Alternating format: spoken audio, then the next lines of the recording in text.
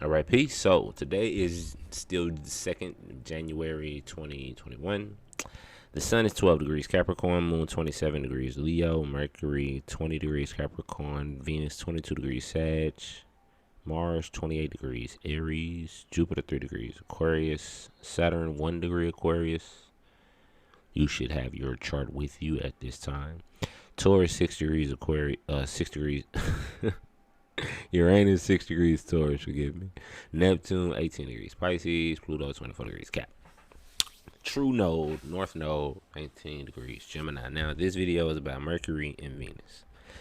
So let's lay down some foundational information about Mercury in Capricorn. As you can see, 20 degrees. And this will be apparent. My reasoning will become apparent in a second. And Venus in 22 degrees Sagittarius. Venus and Sagittarius. So we're going to go to this book here. The only astrology book you ever need. Took the picture out of it. All right. Mercury in Capricorn. Right? Okay. If you have Mercury in Capricorn, you tend to be ambitious and methodical, careful, calculating, and patient. You not only are superb at handling detail, you also never lose sight of the whole picture. When it comes to making decisions, you are extremely rational. Logic and steady progression from point to point is what you put your faith in. You always have an objective. You always have a secret goal. You are pursuing. Mercury Capricorn is often attained a position of leadership because they are so dependable and have an air of authority. This is evident even in very small children who have a Mercury in this position. Okay, what I always say, this stuff is really, really great for parents and their children. Okay, a problem you have in relating to the people can be your dictatorial manner. You also tend to have disapproving air about the foibles, and frivolities of others. Life is serious to Mercury Capricorns, and you see its dark side. I was about to say something there, but I'm trying to refrain from profane language. Through a redeeming trait is your dry sense of humor. All right. So Mercury Capricorn, this is kind of personal for me in a sense. My 19 degree Gemini. Gemini ruled by Mercury. 19 degrees is Capricorn. So some of this is kind of my traits in a sense. It's funny kind of reading it. So let's look at Venus in, let's say, Sag. All right, Venus and Sag. It was cut up. I had to bottom of the page, next page. That's all you see in here. Venus and Sag. Venus Sagittarius begin love affairs with a spirit of adventure. You like to experience the excitement of love in the same way you search for a diversion in the rest of your life. First attractions are always wildly romantic. As a Venus Sagittarian, you never seem to have a commonplace or banal love affair.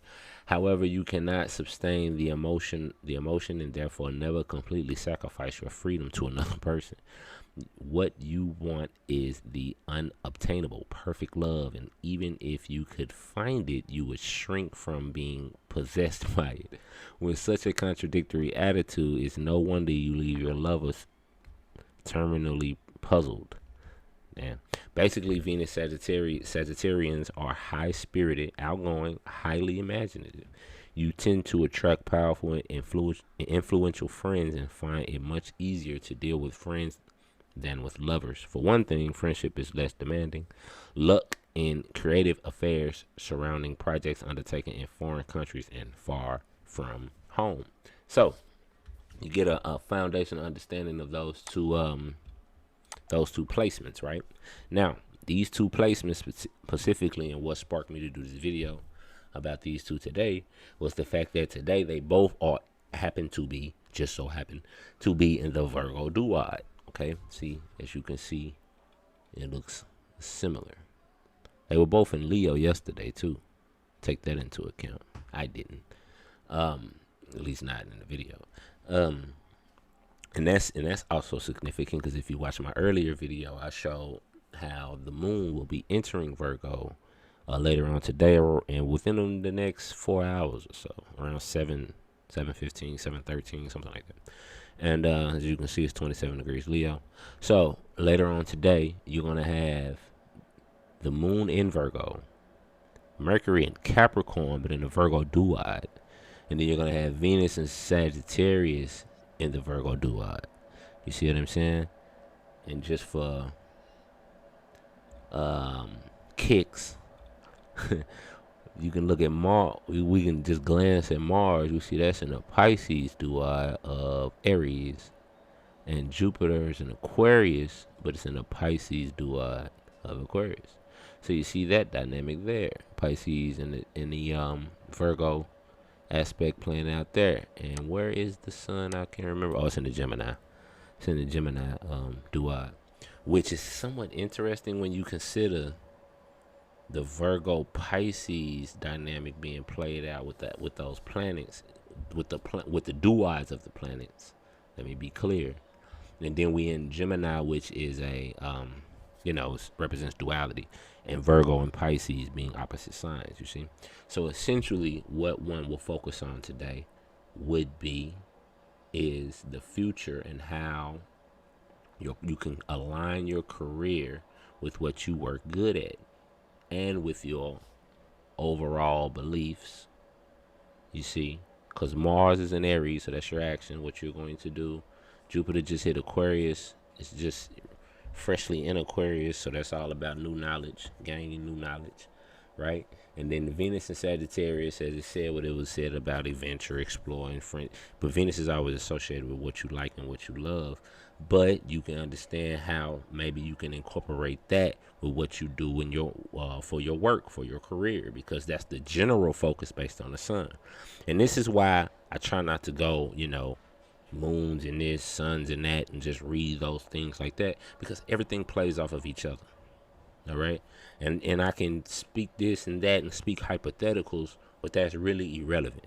What's important is what is in your chart, what's playing off of your signs. You see, I've already told you some things that's going on with me specifically, right? But hey, I'm not important. Okay, look at this. I can use this as an example. Today, my wife went and got my son a cat, a pet cat. He hasn't actually gotten him yet. We just went to secure the bag, if you will. Secure the action that we gonna get, and then we gotta prepare the house, blah blah blah. So yesterday, Venus was 20 degrees Sagittarius. My wife's Mercury is 20 degrees Sagittarius. So yesterday was when my wife first got in contact with the place to get the pet, get the cat. Today we went and did the business part of it. So I'm saying this for a reason. Now, Venus was transiting, excuse me, her Mercury. Now, her Venus in her chart, her natal chart, is in Aquarius, and that's in her fourth house. Okay. Now, fourth house corresponds to the mother. Okay.